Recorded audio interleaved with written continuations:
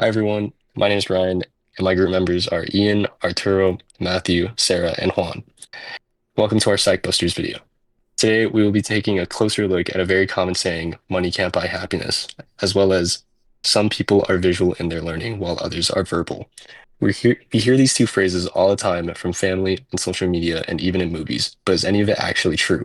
Psychological research gives us a much more complex answer than just yes or no. First, let's define what this phrase actually means. When people say money can't buy happiness, they usually mean that having more money won't necessarily make you more emotionally fulfilled or content with life because of money. In psychology, in psychology, happiness is most of the time measured through personal well-being, which includes how satisfied people feel with their lives and how much less their negative emotions they experience. Although money represents income and financial security, it shows how much someone can afford their needs and wants, which is super important to survive and potentially enjoy life. Another important concept there is hedonic adaptation, which means that after a big change like winning the lottery, people often turn to their normal level of happiness after a while. This explains why happiness from buying things tend to fade over time. Now, what does research say?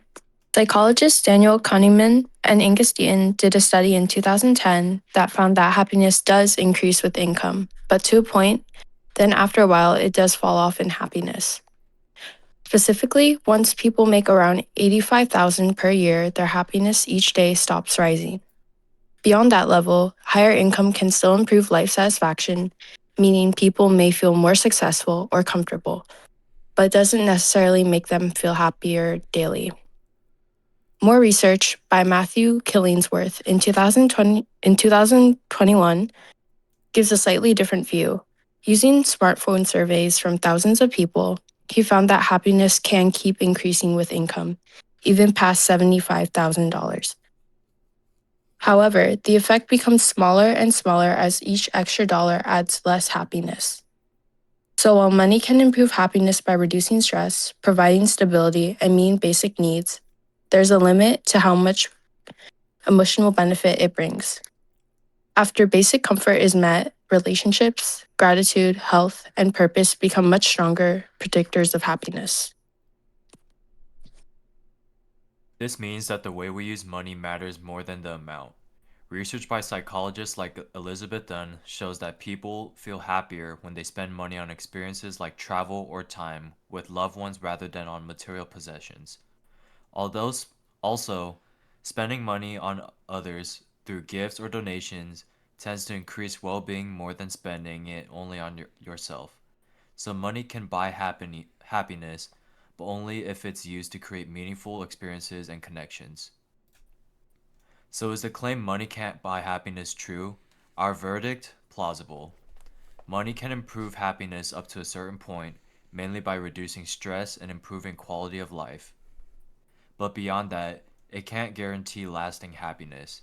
In other words, money can't buy happiness, just not in the simple or unlimited way that people sometimes believe. So we come to the next slide, which is claim two. So some people are visual in their learning while others are verbal. This is the meshing hypothesis. It says students learn better when instruction matches a preferred style, like visual or verbal. Most style labels are based on self report inventories, not stable cognitive abilities. This is different from dual coding and from multimedia learning. These theories propose that words and pictures together can help most learners by engaging verbal and imagery systems, not that teachers should tailor to a style label. Findings. A landmark review in psychological science in public interest by Passler, McDaniel, Rohrer, and Bojork set strict criteria for testing meshing hypothesis. Their conclusion was clear that there was no adequate evidence that matching instruction to declare style improves outcome when experiments are properly designed to test a crossover interaction.